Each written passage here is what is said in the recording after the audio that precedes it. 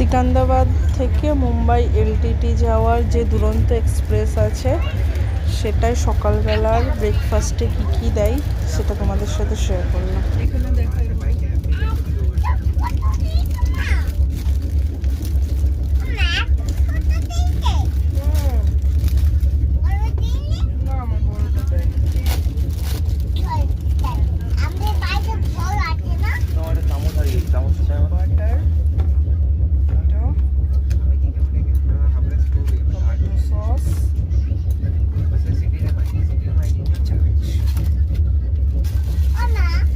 চা দিয়ে গেল, এটাই সুগার ছিল, এটাই মিল্ক ছিল, আর এই যে টি ব্যাগ।